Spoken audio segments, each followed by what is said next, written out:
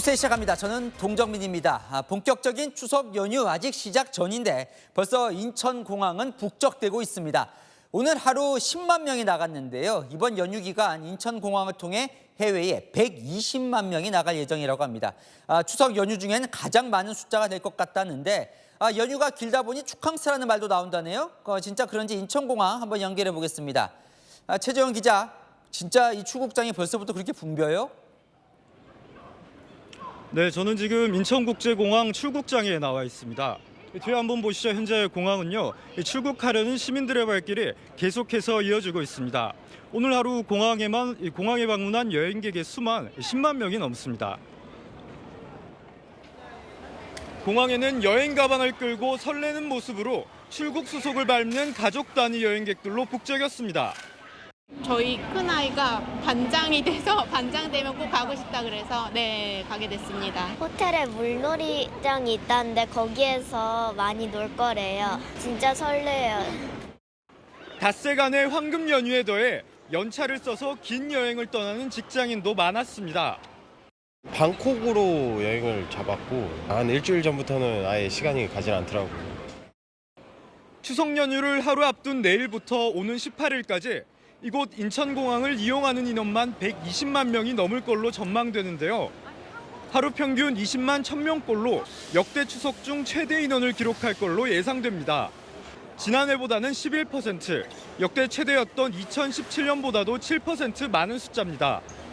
추석 기간 선호 여행지로는 1위가 일본, 2위가 베트남으로 조사 결과가 나왔는데요. 출국장은 12만 명 넘게 출국하는 모레, 입국장은 12만 7천여 명이 돌아오는 연휴 마지막 날인 18일에 가장 붐빌 걸로 전망됩니다. 지금까지 인천국제공항에서 전해드렸습니다.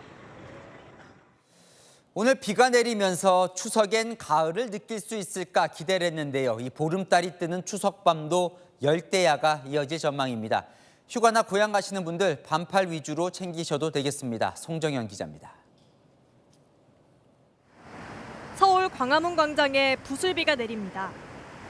우산을 쓰고 있지만 옷 안으로는 땀이 흐릅니다. 더위에 높은 습도까지 더해져 무더위는 이어졌습니다.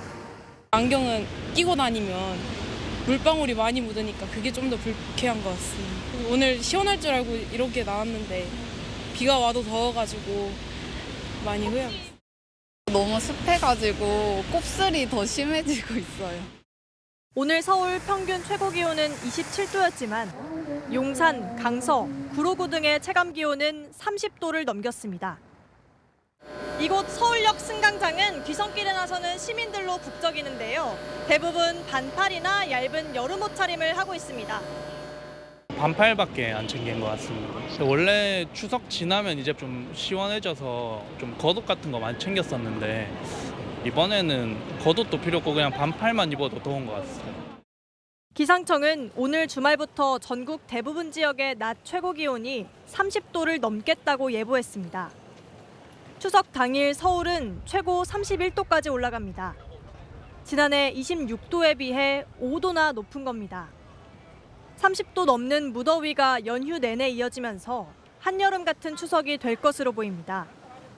추석 연휴 기간 열대야도 이어집니다. 서울 지역은 추석 당일인 오는 17일까지 최저 기온이 열대야 기준인 25도를 웃돌 것으로 예상됐습니다. 기상청은 추석 연휴에 서울에서 열대야가 발생하는 것은 기상 관측 이래 처음이라고 밝혔습니다. 채널A 뉴스 송정현입니다.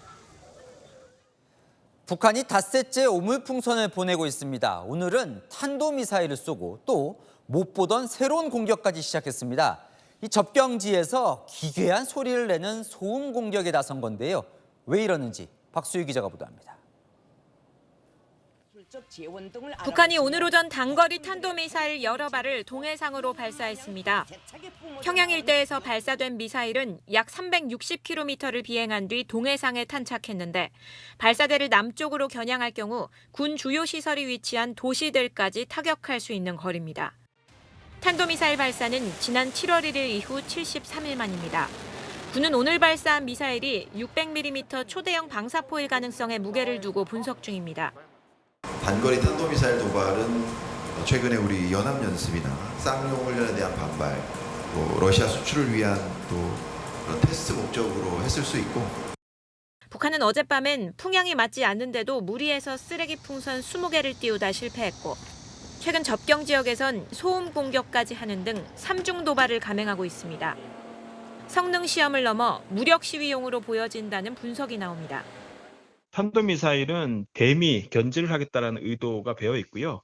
쓰레기 풍선이나 확성기 방송을 지속하는 것은 어떻든 대남 불만을 표시한 용도로 북한이 오는 11월 미국 대선을 앞두고 도발 수위를 더욱 끌어올릴 수 있다는 우려도 나옵니다. 채널A 뉴스 박수희입니다. 우리 군이 최근 전방부대 등에 설치된 CCTV 1,300대를 철거했습니다. 중국 악성 코드에 취약하다고요.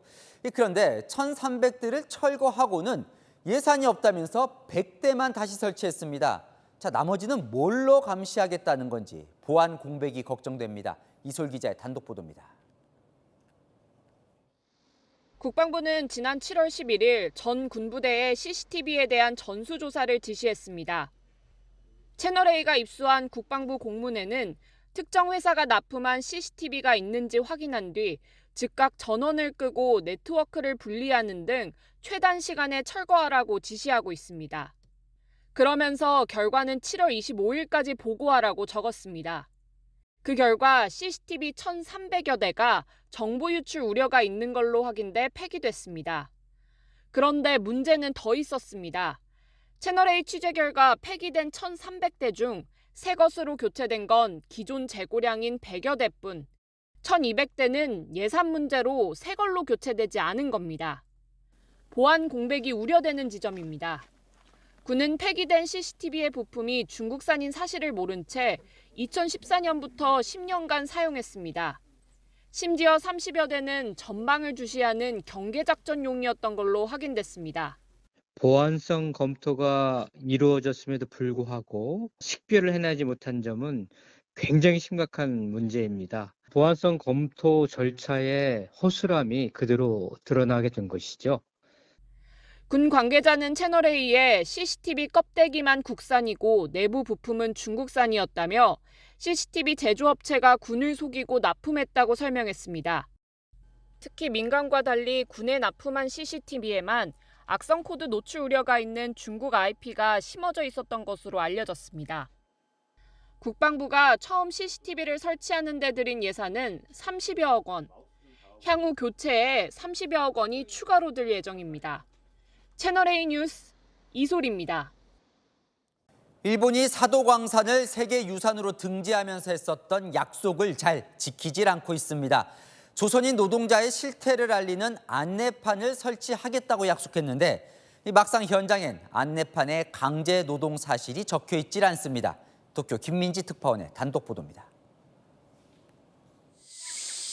지난 7월 일본 사도광산을 유네스코에 등재할 당시 일본 정부는 크게 세 가지를 약속했습니다.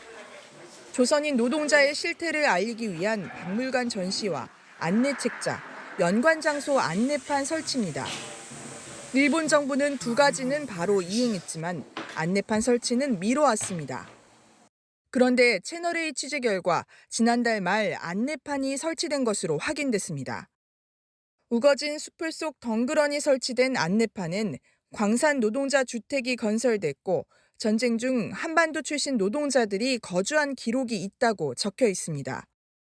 강제노동 사실을 밝히거나 조선인 노동자 수나 당시 생활상 등 자세한 설명은 없습니다. 안내판에 넣기로 했던 지도도 빠져 있습니다. 심지어 공동 취사장터엔 안내판이 아예 설치되지도 않았습니다. あそこで強制連行されてきて、そして辛い思いで、というのは客観的に見たら監視されている状態の中で、あそこの中で生活したわけですよ。きちんと表示をしなければいけないと思いますね。 사도시 측은 일본 정부가 정한 내용이라며 변경 계획은 없다고 밝혔습니다. 今のところこちらにはそういった内容の指摘とか来てないので 외교부는 이번에 설치된 건 임시 안내판이고 정식 안내판 설치는 2, 3개월이 걸린다고 설명했습니다. 또 공동 취사장터는 사유지여서 안내판 설치 합의를 이루지 못하고 있다고 밝혔습니다. 도쿄에서 채널A 뉴스 김민지입니다.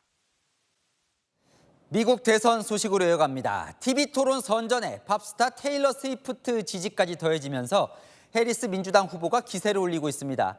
기부 모금에도 적극 활용하고 있는데 트럼프 후보는 스위프트를 향해 대가를 치를 거라며 발끈했습니다. 조민기 기자입니다. TV토론 직후 카멀라 해리스 부통령 지지 의사를 밝힌 팝스타 테일러 스위프트. SNS에 올린 지지글이 하루 만에 1,000만 건 넘는 호응을 얻으며 돌풍을 일으켰습니다. 해리스 캠프는 즉각 스위프트 효과 극대화에 나섰습니다. 우정 팔찌를 차는 스위프트 팬들을 겨냥해 $20짜리 우정 팔찌를 판매했는데 하루 만에 완판됐습니다. All those things, I am incredibly grateful. This would be the opportunity, Swifties. KamalaHarris.com. Get on over there. Give us a hand. Get things going. 스위프트도 투표 참여를 독려하고 나섰습니다. This is a fan-voted award, and you voted for this. I appreciate it so much, and if you are over 18, please register to vote for something else that's very important for me. 경쟁자인 트럼프는 대가를 치를 것이라며 언론 인터뷰에서 테일러 스위프트를 향해 불쾌감을 드러냈습니다. 트럼프를 지지하는 일론 머스크도 그래 테일러 내가 이겼다. 너에게 아이를 주고 목숨 걸고 내 고양이를 지켜주겠다고 했습니다. 스위프트가 자신을 자식이 없는 캣 레이디라고 표현한 걸 비꼰 건데 오히려 아이를 준다는 표현이 성희롱성 논란에 휩싸였습니다.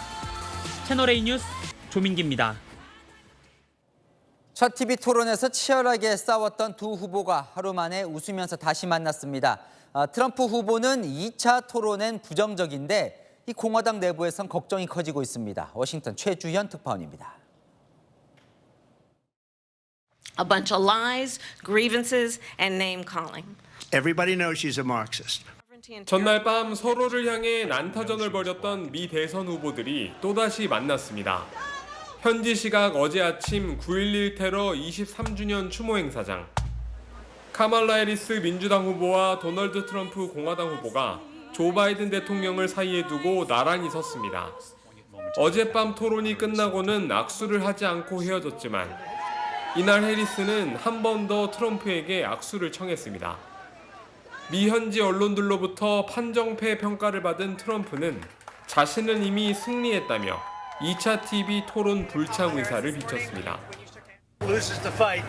The first thing he says is we want a rematch. So we won the debate according to every poll. You know, when you win, you don't really necessarily have to do it a second time. So 트럼프는 토론 중 자신의 발언을 지적한 ABC 뉴스의 사회자들이 경솔했다며 해고를 주장했습니다. 이어 폭스뉴스와의 인터뷰에서 해리스가 질문에 끔찍하도록 익숙한 것처럼 보였다며 ABC 뉴스에 질문이 유출됐다고 주장했습니다. 하지만 공화당 내부에서는 백악관으로 향하는 길이 매우 좁아진 상황이라는 평가가 나왔습니다. 시청률 조사 업체 닐슨 집계 결과 이번 TV 토론 시청자 수는 최소 6,710만 명에 달합니다. 경합주의 무당층 표심에 영향을 줄 수 있다는 전망이 나옵니다. 워싱턴에서 채널A 뉴스 최주현입니다. 트럼프 후보가 TV 토론에서 감정을 숨기지 못한 이유가 이거였을까요? 자, TV 토론에 앞서 저희가 방한했던 트럼프 전 대통령의 초대 비서실장을 만나 인터뷰를 했는데요. 트럼프 후보에 대해 다양한 이야기를 들을 수 있었습니다. 서주희 기자의 단독 보도입니다. 도널드 트럼프 미 공화당 후보의 집권 당시 초대 비서실장을 맡았던 라인스 프리버스. 미 대선 TV 토론 하루 전 채널A와의 단독 인터뷰에서 바로 옆에서 본 트럼프는 파이터라고 설명했습니다. Donald Trump likes to fight, is to let someone else say something about him that he doesn't think is true. And he wants to fight about it. He wants to go, at it and say, no, you're wrong. 이런 면모는 어제 있었던 대선 후보 TV 토론에서도 드러났습니다. 해리스가 트럼프 1기 행정부 사람들이 등을 돌렸다고 도발하자 발끈한 겁니다. So when somebody does a bad job, I fire him. So he writes a book. Another one writes a book. 프리버스는 트럼프가 전과는 다르다고 말합니다. I think he's a little different. I mean, I think he knows his way around a little bit better. He was president for 4 years. 미 우선주의 정책은 중국을 겨냥한 것이라고 설명했습니다. Confront China, who's ripping off the world, number one. Number two, secure the border and protect the American worker. He seems more tough and authentic when it comes to China. 프리버스는 트럼프는 늘 여론조사보다 더 나은 성적을 거뒀다며 승리를 자신했습니다. 채널A 뉴스 서주입니다. 도이치모터스 주가 조작 사건에 대한 2심 판결이 나왔습니다. 검찰은 이 판결을 보고 김건희 여사 기소 여부를 결정하겠다는 입장이라 중요한 판결이었는데요. 자, 김 여사와 비슷한 처지에 놓여 있는 이른바 전주가 1심 무죄에서 2심 일부 유죄 판결을 받았습니다. 주가 조작을 방조했다고요. 김 여사에게 어떤 영향을 미칠까요? 김지윤 기자입니다. 도이치모터스 주가 조작 혐의로 재판을 받아온 권오수 전 회장이 2심에서도 유죄를 선고받았습니다.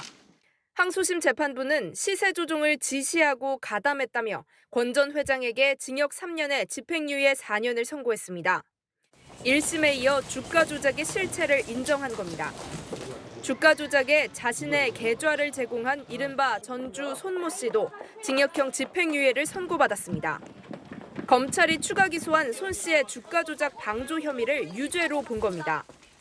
손 씨는 단순히 돈을 빌려준 전주가 아니라며 시세 조종을 인식하고 주식을 대량 매수해 주가 띄우기를 도왔다는 게 이유였습니다. 적어도 미필적거리는 게 저는 타게 해주세요. 직접 주식 매매 주문을 넣거나 가격 조정을 위해 매도하지 말아달라는 부탁을 들어준 점이 유죄 판단의 근거가 됐습니다. 손 씨의 유죄 여부는 자금 제공자로 지목돼 검찰 조사를 받은 김건희 여사의 기소를 가를 변수로 여겨져 왔습니다. 항소심 판결 결론을 세밀하게 살펴서 충분하게 검토한 다음 수사 전반에 반영해서 다른 고려 없이 증거와 법리에 따라서만 검찰이 김 여사를 단순 투자자로 볼지 주가 조작을 알고도 방조했다고 볼지에 따라 기소 여부가 갈릴 전망입니다. 채널A 뉴스 김지윤입니다. 용산 대통령실 이전 과정을 두고도 야당은 김건희 여사 관련 의혹을 제기해왔습니다. 김 여사와 관련이 있는 업체가 특혜로 공사를 맡았다고요. 감사원이 1년 8개월 만에 결론을 냈는데 업체 선정에 위법은 없었고 김 여사 관여 정황도 확인할 수 없다고 했습니다. 야당은 봐주기 감사라고 비판했습니다. 장하연 기자입니다. 감사원은 대통령실 이전 관련 시공업체 선정 과정에 위법이 없었다고 밝혔습니다. 그동안 야권에서는 김건희 여사가 운영한 코바나 컨텐츠를 후원한 업체가 관저 리모델링을 맡았다며 특혜 의혹을 제기해왔습니다. 감사원은 대통령실과 관저가 최고 등급 국가보안시설이어서 현행법상 입찰 대신 수의 계약이 가능하다고 설명했습니다. 또 업체가 공사로 얻은 이익은 통상 수준을 넘어서지 않는다고 봤습니다. 업체 선정에 김 여사가 관여한 정황도 찾을 수 없었다고 했습니다. 관계자들을 대면 조사했지만 누가 추천했는지 확인하지 못했고 김 여사 언급은 없었다는 겁니다. 다만 감사 과정에서 비적격 하도급 업체가 공사에 참여하는 등 대통령실 관리감독 소홀로 빚어진 위법 사항이 다수 발견됐습니다. 관저 방탄유리 시공 과정에서는 경호처 간부의 비리로 16억 원의 국고 손실이 발생한 것이 확인돼 검찰에 수사를 의뢰했습니다. 야당은 진상규명은커녕 면죄부만 줬다고 반발했습니다. 대통령실 졸속 이전에 감사원이 맹탕 감사로 화답했습니다. 200페이지 가까운 감사 보고서를 한마디로 요약하면 봐주기 감사입니다. 대통령실은 절차상 미비점에 대해서는 재발 방지책을 마련하겠다고 밝혔습니다. 채널A 뉴스 장하연입니다.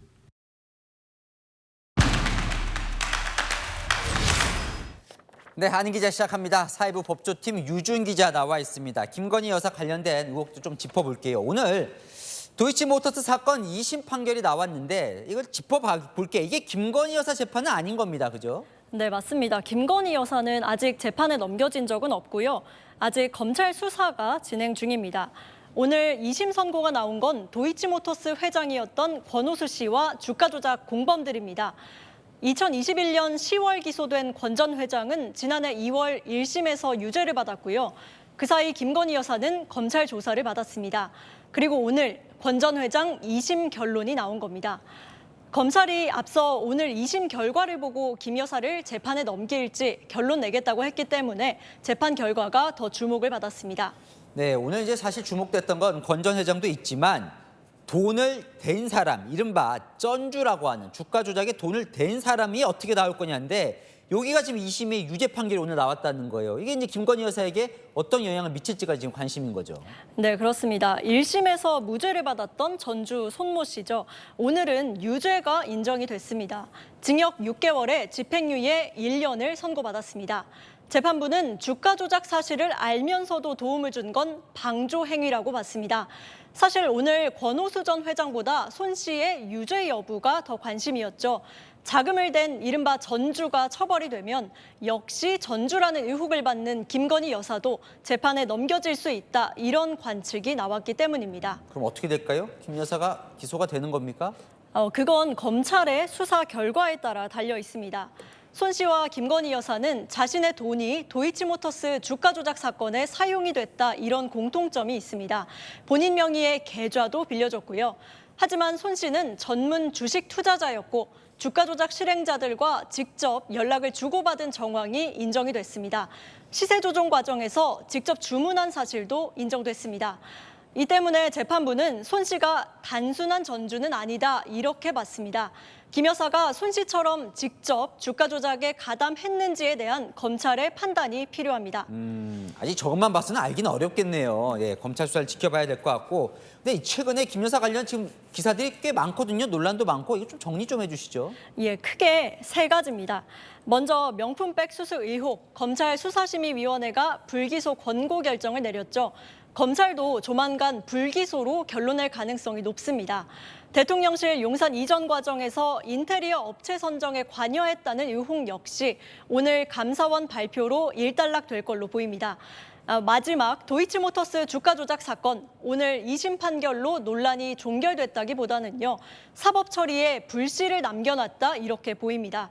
김 여사는 유죄 판결을 받은 손 씨와 다르다는 논리와 전주가 처벌받았으니 김 여사도 기소해야 한다는 주장이 맞설 전망입니다. 이게 주목되는 게 다 정치권과 또 연결이 되기 때문인데 오늘 뭐 판결 비롯해서 정치권 반응은 어떻습니까? 네, 대통령실이나 여당은 아직까지 별다른 입장을 내지 않고 있습니다. 민주당은 이제 김 여사가 법의 심판대에 오를 차례라는 입장을 냈는데요. 조승래 민주당 수석 대변인은 브리핑을 통해서 당장 김 여사를 소환 조사하고 기소하라고 했습니다. 김 여사에 대한 특검 수사의 필요성도 다시 한번 강조했습니다. 사실 김 여사가 요즘 공개 행보를 계속 이어가고 있는데 오늘 판결로 어때요? 활동에 좀 영향을 미칠까요? 그건 아닐 것 같습니다. 행보는 계속해서 이어질 것 같은데요. 김 여사 최근 마포대교를 찾아서 현장 근무자들을 격려했죠.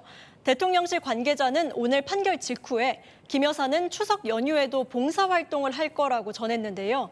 야당이 김 여사 행보를 두고 김 여사가 V1, 그러니까 대통령이냐, 국정농단이다, 이렇게 비판하는 걸 두고도 정쟁으로 삼는 것 자체가 부적절하다고 맞섰습니다.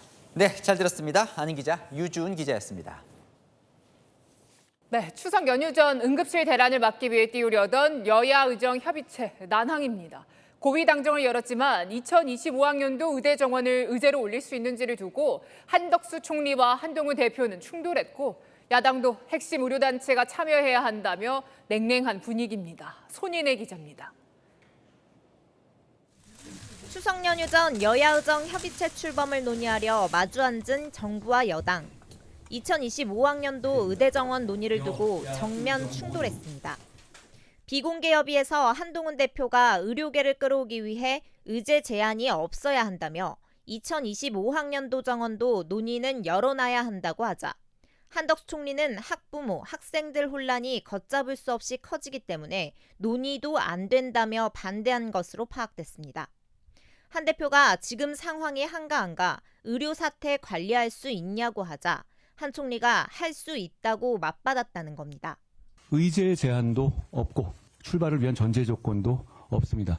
일각에서 걱정하시는 것처럼 의료 분계를 걱정해야 하는 상황은 아니라고 생각합니다.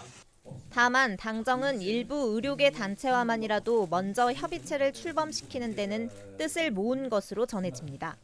국민의힘은 일부 의료계에서 긍정 답변을 받았다며 야당의 참여를 촉구했습니다. 명실상부한 의료계 대표의 참여가 없는 식물협의체 발족은 아무런 의미가 없습니다. 긍정적으로 답변을 하는 주요한 단체들이 있고요. 야당만 협조를 한다면은 얼마든지 출범이 가능하다고 생각합니다.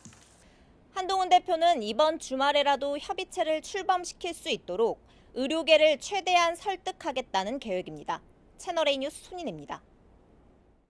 의료계는 갈라졌습니다. 참여단체 자격을 두고 내부에서 옥신각신하는 중입니다. 홍란 기자가 여야 의정협의체 참여 요청을 받은 의료단체 15곳 전체 입장을 들어봤습니다. 국민의힘이 여야 의정협의체 참여를 요청한 의료단체는 15곳입니다.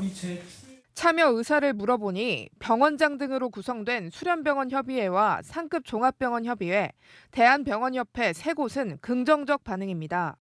반면 7곳은 부정적이거나 정부의 입장 변화를 요구했고 참여에 긍정적이었던 한국의과대학 의전원협회는 답변을 보류했습니다. 대한의사협회와 전국의대교수 비대위는 불참 의사를 명확히 밝혔고 대한전공의협의회도 참여 의사가 없는 것으로 알려졌습니다. 여당이 개별적으로 접촉해온 15개 단체의 이름이 공개되면서 내부 분란 조짐도 벌어졌습니다. 협상 테이블에 같이 앉을 수 없다는 겁니다. 지금 현재 첨예하게 대립돼 있는 2025학년도의 어떤 정원을 얘기할 때는 그런 단체들은 좀 부적절하다, 이런 의견들이 꽤 있습니다. 조만간 병원장에 대한 소송도 시작하는 데도 있고 전공의들을 지금 신분을 사직을 다 수리를 했기 때문에 그런 데서 같이 논의하자 그러면 잘 될 것 같지는 않습니다. 핵심은 전공의 의대생들인데 사용자인 병원장들과는 입장이 너무 다르다는 설명입니다. 환자단체도 반발하고 있습니다. 의료 정책에 직접 영향을 받는 건 환자인데 협의체에 환자를 빼서는 안 된다는 겁니다. 채널A 뉴스 홍란입니다. 이런 가운데 이미 2025학년도 수시 모집을 마감한 학교도 나왔습니다. 서울대와 고려대, 연세대 세 곳 다 지난해보다 의대 경쟁률이 올랐는데요. 입학 정원이 늘면서 상향 지원을 한 수험생들이 의대로 몰려들고 있습니다. 김민환 기자입니다. 서울대와 연세대, 고려대 수시 마감 결과 의과대학 지원자가 지난해보다 더 늘었습니다. 세 학교는 내년도 의대 증원이 이루어지지 않은 곳입니다. 그런데도 서울대 의대는 13대 1의 경쟁률을 기록했고 연세대 의대는 14대 1, 고려대 의대는 30대 1로 지난해보다 많은 지원자가 몰렸습니다. 2025학년도 의대 정원이 늘며 지역 인재 전형으로 지역의대 합격권에 든 수험생들이 상향 지원을 한 것으로 보입니다. 수시 원서는 최대 6번 낼 수 있습니다. 서울권역이나 수도권역에 있는 의대에 한번 상향 지원이라도 해보는 것도 방법일 수 있잖아요. 6장의 카드가 있으니까. 의대 지원이 어려웠던 내신 등급으로 의대 문을 두드리는 경우도 늘어났습니다. 교과 성적으로 1.4, 1.5 정도 되는 일반고 학생들은 의대가 안 된다라는 의식이 되게 강했었거든요. 근데 올해는 된다라는 생각들을 되게 많이 해서 오늘 오후 기준 39개 의대의 평균 경쟁률은 15대 2를 기록했습니다. 90명을 뽑는 가천대 의대는 6,100여 명이 몰려 경쟁률 90대 1, 성균관대는 58대 2를 기록했습니다. 수시 원서 접수가 끝나는 내일은 막판 지원자들이 더 몰릴 것으로 보입니다. 채널A 뉴스 김민환입니다. 승용차가 갑자기 인도로 돌진합니다. 행인 2명이 숨졌는데요. 사고를 낸 70대 운전자는 급발진을 주장하고 있습니다. 배영진 기자입니다. 검은색 차량이 중앙선을 넘어 역주행하며 빠른 속도로 달립니다. 속도를 줄이지 못하던 차량을 10m 넘게 인도까지 달리더니 전신주와 부딪히고 정차된 화물차도 그대로 들이받습니다. 이어 화물차 옆 행인 2명을 덮칩니다. 질주하던 차량은 이 상가를 들이받고서야 멈춰섰습니다.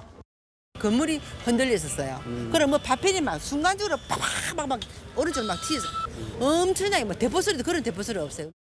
차에 치인 70대 여성은 현장에서 사망했고 60대 남성은 심정지 상태로 병원으로 이송됐지만 결국 숨졌습니다.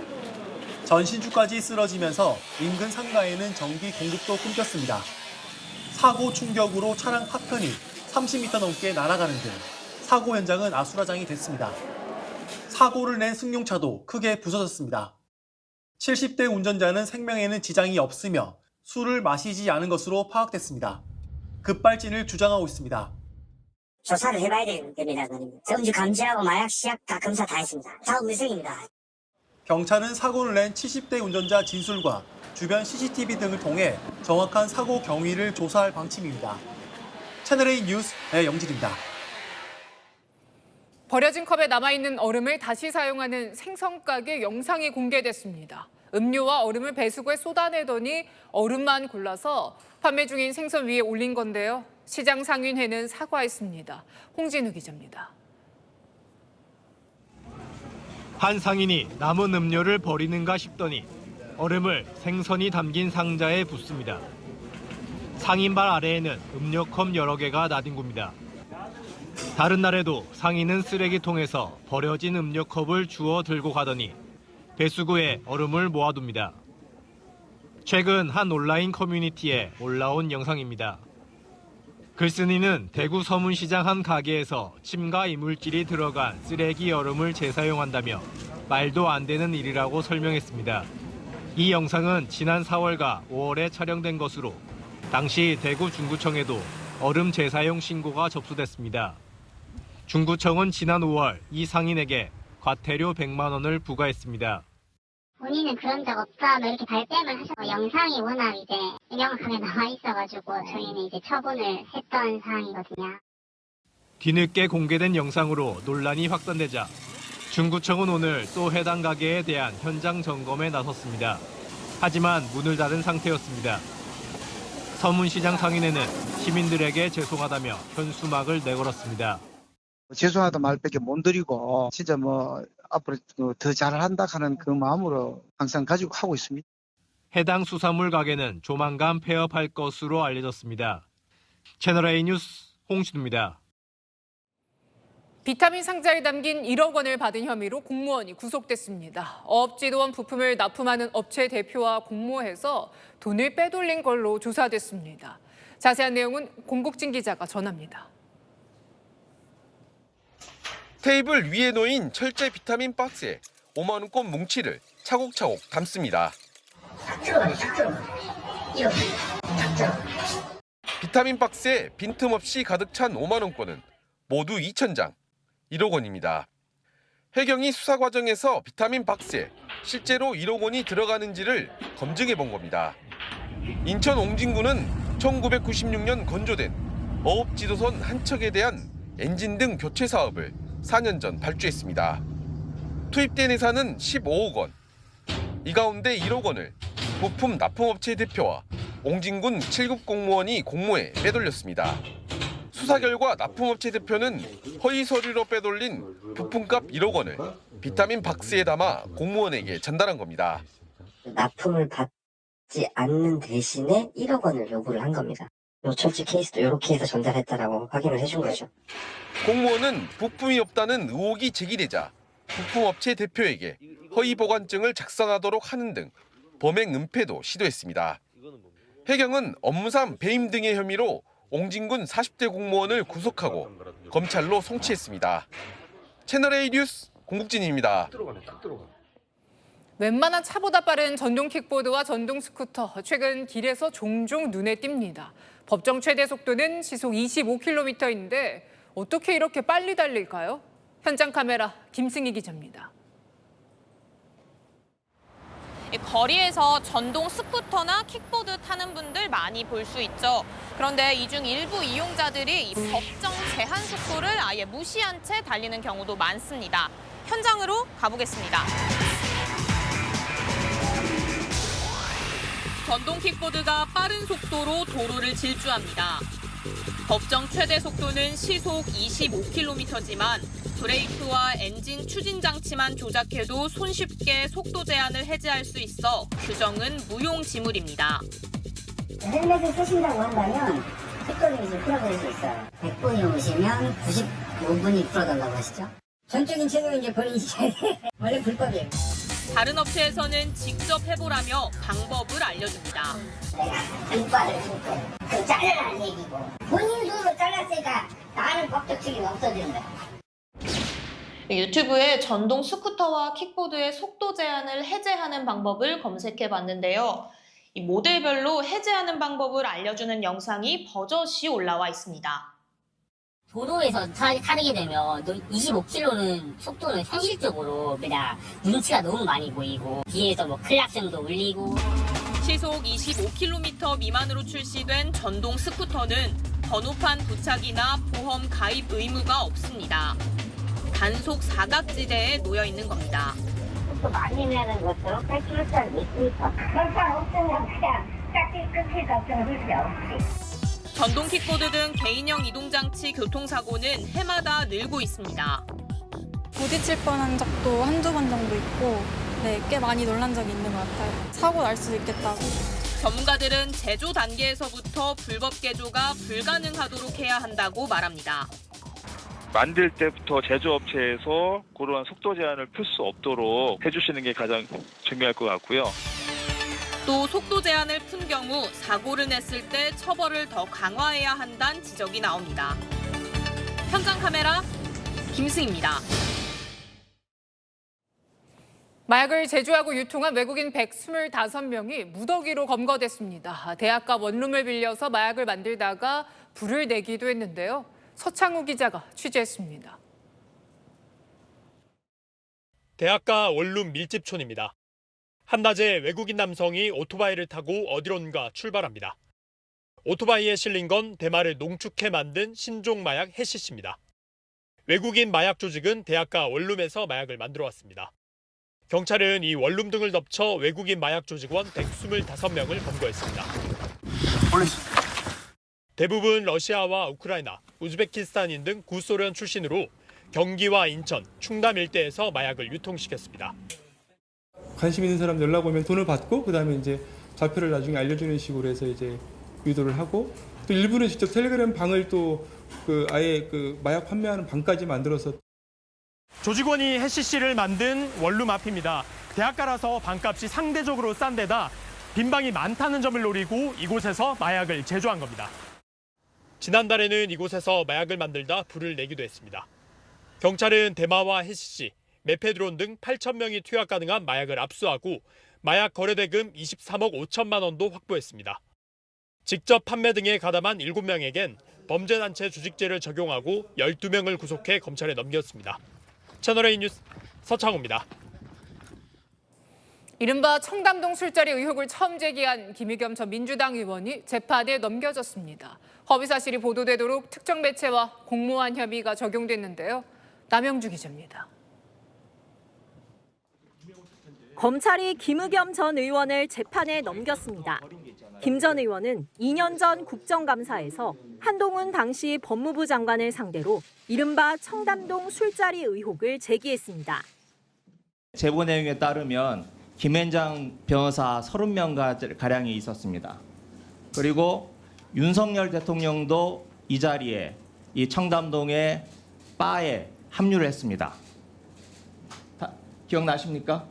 이렇게 공개적으로 대한민국 법무부 장관을 모욕할 정도로 자신 있는 말씀이세요? 의원님, 저는 다 걸게요. 의원님 뭐 거시겠어요? 김 전 의원에게는 윤석열 대통령과 한동훈 국민의힘 대표의 명예를 훼손한 혐의가 적용됐습니다. 국회의원의 면책특권이 인정되는 국정감사 발언을 기소한 건 아닙니다. 더 탐사라는 매체가 허위 사실인 술자리 의혹을 보도하는데 김 전 의원이 공모했다고 봤습니다. 이 의혹은 술자리 참석자로 지목된 첼리스트가 직접 사실이 아니라고 밝혔습니다. 대통령과 법무부 장관, 김앤장 변호사 30명은 없었어요.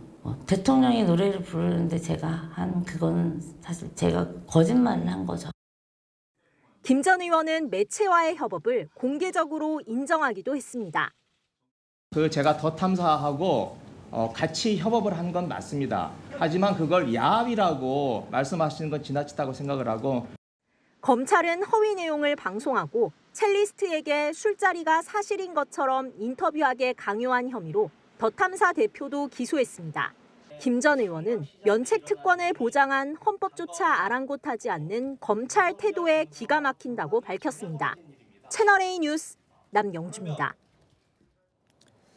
유명 가수의 콘서트표 워낙 구하기 힘드니 암표가 수백만 원까지 치솟는데요. 가수나 팬 입장에서는 분통 터지는 일입니다.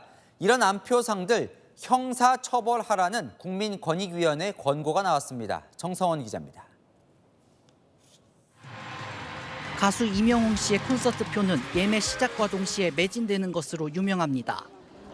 예매가 어렵다 보니 지난해에는 임 씨의 콘서트표를 500만 원에 파는 암표상까지 등장했습니다. 다른 유명 가수와 프로 스포츠팀들도 암표로 골머리를 앓습니다. 저도 정말 속상하고 정말 우리 매니저는 계속 그것만 해요. 들어가가지고. 국민권익위원회가 암표 근절을 위한 제도 개선을 문화체육관광부에 권고했습니다. 현행법상 암표 현장 매매는 20만 원 이하의 벌금에 불과하고 매크로 프로그램을 사용한 예매여야 1년 이하의 징역 또는 1,000만 원 이하의 벌금형에 처해집니다. 권익위는 앞으로 암표를 팔기만 해도 3년 이하 징역 또는 3천만 원 이하 벌금으로 강화하는 방안을 권고한 것으로 알려졌습니다. 또 암표로 얻은 수익은 전액 몰수 추징하는 규정을 만들라고 권고했습니다. 권익위 권고에 따라 문체부는 내년까지 법 개정 절차를 마무리해야 합니다. 채널A 뉴스 정성원입니다. 명품 가격 줄줄이 오르는 것만 소개해드렸는데 내리는 일도 있네요. 구찌, 생로랑, 버버리 같은 브랜드들이 콧대를 낮추고 있습니다. 그런데 가격 낮춘 걸 홍보 대신에 쉬쉬하기도 한다는데 왜일까요? 윤수민 기자입니다. 고가 전략으로 배짱 영업을 하던 명품들이 잇따라 가격을 내렸습니다. 구찌는 일부 모델을 리뉴얼하면서 판매가를 낮췄습니다.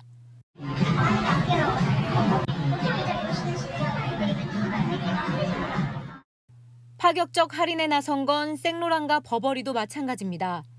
400만 원대에 판매하던 대표 제품을 각각 74만 원, 50만 원 인하했습니다. 하지만 브랜드 이미지 타격을 우려해 가격을 낮춘 데 대해선 쉬쉬하기도 합니다. 변화가 좀 있네요. 시적으로 말씀하시지 않는 게 있고 명품 업체들이 국내 시장에서 가격을 내린 건 코로나19 팬데믹 이후 처음입니다. 불황으로 소비자들이 명품 브랜드를 외면하고 있기 때문입니다. 실제로 코로나19 때는 백화점의 명품 매출이 30% 성장했지만 올해는 0.2%로 뚝 떨어졌습니다. 얘네도 내리긴 하는구나. 이 정도 가격이면 살만하다 싶을 애들은 살 것 같아요. 비싼 가격에 발길을 돌리는 중산층 고객들을 붙잡기 위해 인하 전략을 내세운 겁니다. 다만 에르샤로 불리는 에르메스와 루이비통, 샤넬, 초고가 명품 브랜드들은 올해도 가격을 인상했습니다. 샤넬은 대표 제품을 107만 원 올렸고 루이비통은 인기 상품의 가격을 올해만 벌써 2번 인상했습니다. 명품 브랜드들 사이에서도 미들급과 초고가에 따라 가격 전략을 달리하고 있습니다. 채널A 뉴스 윤수민입니다. 가격 하락을 예상하고 주식이나 채권을 빌려 매도하는 공매도 있지요. 현재 전면 금지된 상태인데요. 금융당국이 내년 3월 공매도를 전면 재개하겠다고 밝혔습니다. 장호림 기자입니다. 김병환 금융위원장이 기자간담회에서 내년 3월 공매도를 전면 재개하겠다고 밝혔습니다. 공매도는 내년 3월 말에 전체를 재개하는 걸 목표로 그렇게 지금 법도 바꾸고 시스템도 갖추고 그렇게 해 나갈 겁니다. 금융당국은 지난해 11월 공매도를 올해 상반기까지 전면 금지했다가 연장한 상태입니다. 국내 증시 변동성이 큰 데다 대규모 불법 무차입 공매도 사례가 적발된 이유입니다. 불법 공매도 행위가 시장의 안정과 공정한 가격 형성을 저해할 우려가 있다는. 공매도 금지는 한국의 MSCI 선진국 지수 편입을 가로막는 요인으로 꼽힙니다. 공매도 재개 시 한국 주식시장이 해외보다 저평가받는 코리안 디스카운트 해소에 도움이 될 전망입니다. 중장기적으로 오르는 효과는 있는데 저희가 그 MSCI 선진국 지수 들어갔는데 근데 어쨌든 조금 더 거기에 가까워지는 효과는 있겠죠. 다만 개인 투자자를 중심으로 심한 반발이 예상되는 만큼 쉽지 않을 것이라는 분석도 나옵니다. 채널A 뉴스 장호림입니다. 정권 교체의 상징이기도 하죠. 문재인 정부 때 탈원전 선언으로 멈춰 있었던 신한울 원자력 발전소 3, 4호기 공사가 곧 시작됩니다. 국내 원전 건설 허가가 8년 만에 나왔습니다. 김재혁 기자입니다. 원자력안전위원회가 오늘 신한울 원자력 발전소 3, 4호기의 건설 허가를 의결했습니다. 고사 직전까지 갔던 원전 생태계를 복원하고 원전 산업이 재도약할 수 있는 계기를 마련하였다는 의미가 있습니다. 국내 원전 건설 허가는 2016년 6월 세울 3, 4호기 이후 8년 3개월 만입니다. 한수원은 지난 2016년 건설 허가를 신청했습니다. 문재인 정부의 탈원전 기조에 막혀 백지화됐다가 윤석열 정부 출범 후 재추진에 들어갔습니다. 준비 중인 신규 원전 건설 계획은 전면 백지화하겠습니다. 우리가 지난 5년 동안 바보 같은 짓을 안 하고 이 원전 생태계를 더욱 탄탄히 구축했더라면은 지금 아마 경쟁자가 전혀 없었을 것이라고 저는 확신합니다.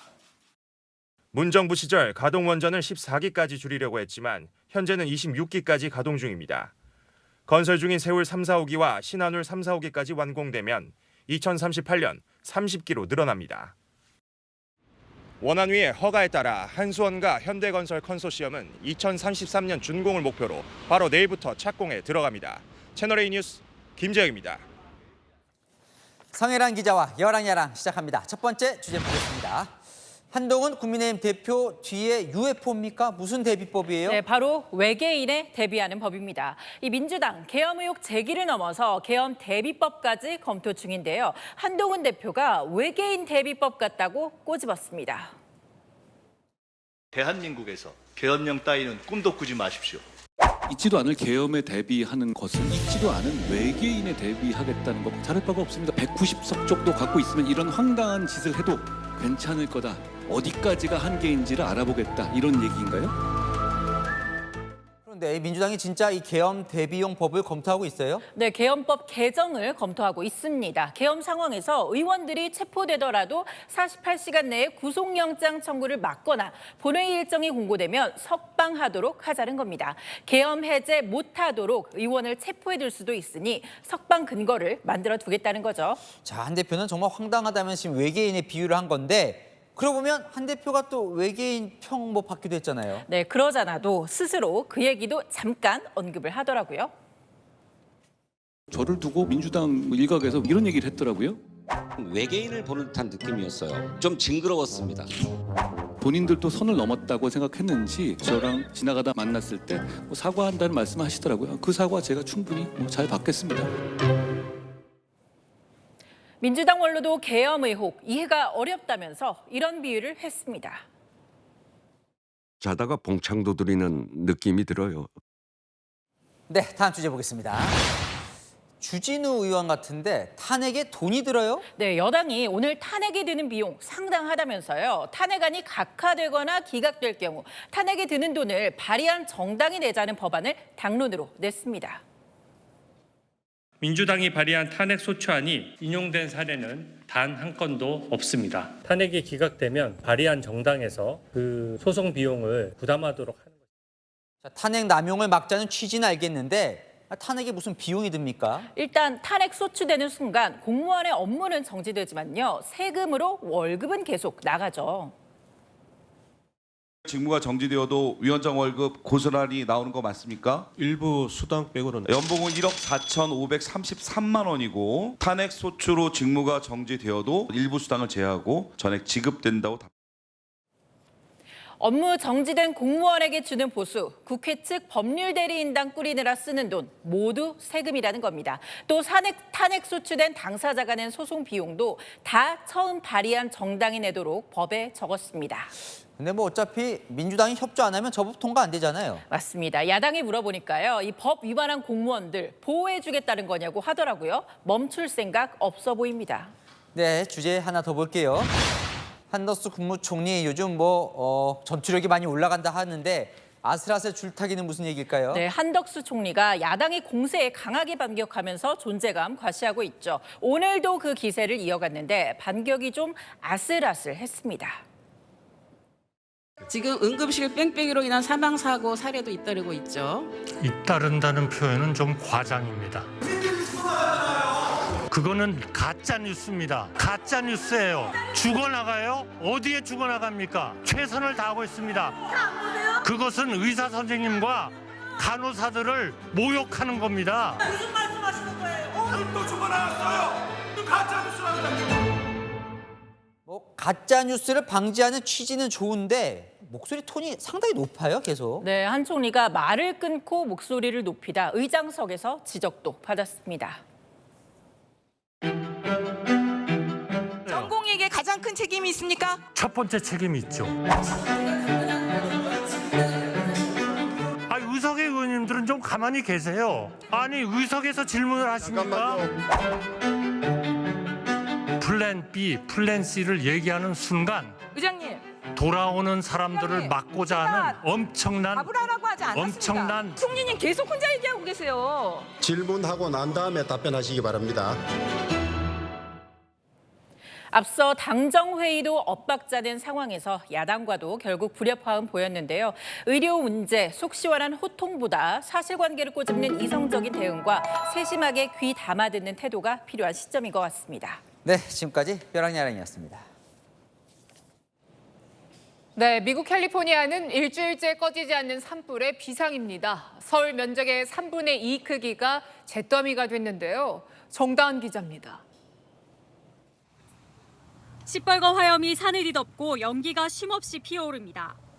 미국 캘리포니아주에서 지난 5일부터 총 4곳에서 산불이 발생했는데 현지 시각 어제부터 이 산불이 걷잡을 수 없이 커졌습니다.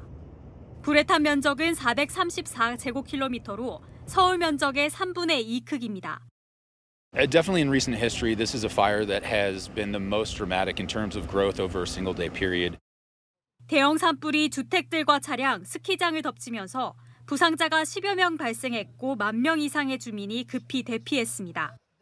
You don't realize how scary and how chaotic it is. It was like a movie yesterday. Everybody burning out, going to the gas station, gassing their cars up, trying to get out of here before they got burnt. 약 6,000명의 방위군과 구급대원이 투입됐지만 일주일째 40도를 웃도는 폭염으로 불길이 잡히지 않고 있습니다. 밤 늦은 시각 쉴 새 없이 차량이 오가던 독일 드레스덴의 한 다리. 갑자기 다리 왼편이 폭삭 내려앉습니다. 현지 시각 어제 새벽 독일 드레스덴의 구시가지와 신시가지를 연결하는 카롤라 다리의 중앙 부분이 붕괴됐습니다. 무너지는 순간엔 차량이 지나가지 않아 다행히 인명피해는 없었습니다. 이 사고로 지역 난방 파이프가 파손돼 드레스덴 동부 온수 공급이 전면 중단됐습니다. Und 2 Fernwärmeleitungen, 2 sehr große Fernwärmeleitungen sind geborsten. Und es strömten Tausende von Litern heißen und dampfenden Wassers aus und fluteten den gesamten Bereich hier drüben des Terrassenufers. 이 다리는 53년 전에 지어져 노후화 문제로 내년에 보수 공사를 할 계획이었던 것으로 알려졌습니다. 채널A 뉴스 정다은입니다. 한국 야구 좌완 에이스의 계보를 잇는 베테랑 3인방이죠. 류현진, 김광현, 양현종. 세 선수 올 시즌 프로야구에서는 희비가 엇갈리고 있습니다. 김호영 기자입니다. 가을 야구 진출을 놓고 외나무 다리에서 만난 SSG와 롯데. SSG 베테랑 김광현이 연달아 안타를 허용하며 흔들립니다. 결국 김광현은 3회 전준호에게 투런 홈런, 4회 박승욱에게 솔로 홈런을 허용하며 무너졌습니다. 4이닝 6실점으로 시즌 10회를 기록한 김광현. 데뷔 이후 첫 2자릿수 패배입니다. 피홈런도 24개로 역대 최다입니다. 김광현의 평균 자책점 역시 5.36으로 최악의 시즌을 보내고 있습니다. 한국 야구를 대표하는 베테랑 좌완 투수 3인방의 희비가 올 시즌 엇갈리고 있습니다. 하나 류현진은 시즌 초반 흔들리는 모습을 보였지만 최근 4경기에서 3승을 거두며 안정을 찾아가고 있습니다. 팬들이 기대한 압도하는 모습은 아니지만 팀의 주축으로 손색이 없습니다. 기아 양현종은 제2의 전성기입니다. 이번 시즌 11승 3패로 팀의 선두 질주를 이끌고 있고 평균 자책점도 3.78로 토종 선수 중 2위입니다. 세 선수 모두 전성기에 비하면 구속이 많이 느려진 상황. 하지만 양현종은 여전히 빠른 공과 변화구를 적절히 섞으며 타자들을 요리하고 있습니다. 빠른 공이 스피드가 떨어지면 잘 안 쓰려고 그래요. 근데 현종이는 그거를 이제 다르게 받아들인 거죠. 결국 공이 느려져도 이 공을 써야지 다른 공이 통한다. 슬라이더나 이제 변화가 살려면 그래도 던져야 된다. 제구에 조금 더 신경을 쓰는 것 같고. 어느덧 37, 38살 노장이 된 좌완 3인방. 유종의 미를 위해 내년에도 라스트 댄스를 이어갈 것으로 보입니다. 채널A 뉴스 김호영입니다. 내일도 전국에 가을비와 소나기 예보 있습니다. 수도권과 강원에는 많게는 80mm 넘게 더 내리겠고요. 충청 이남 지역으로는 최대 40mm의 소나기가 오락가락하겠습니다. 오늘 비로 인해서 서울 등 중북부의 더위는 한풀 꺾였는데요. 내일도 밤사이 전국적인 열대야와 충청 이남 중심의 한낮폭염이 이어집니다. 연휴 동안 더위는 다시 기세를 올리겠습니다. 서울은 내일 낮 기온이 27도에 그치지만 차츰 올라서 주말에는 32도가 되겠습니다.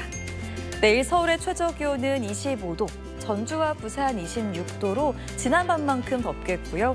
최고 기온도 대전 32도, 광주와 대구 34도로 오늘과 비슷하겠습니다. 이번 추석 연휴에는 대체로 구름 많겠고 강원 영동과 제주에 비가 자주 내릴 전망입니다. 태풍 버빙카의 영향으로 비가 내리는 지역은 확대될 가능성도 있습니다. 날씨였습니다. 일본이 사도광산을 유네스코 세계유산에 등재할 때 우리나라와 한 약속을 제대로 안 지키고 있습니다. 매년 7, 8월에 추도식 열겠다더니 9월 중순인데 강간무소식이죠. 강제노동 역사를 알리는 안내판 세우겠다더니 가서 보니 내용이 부실하기 짝이 없습니다. 한일 관계의 특수성을 떠나서 국가 간 신의가 걸린 문제입니다. 마침표 찍겠습니다. 일본도 진정성을 증명해야 합니다.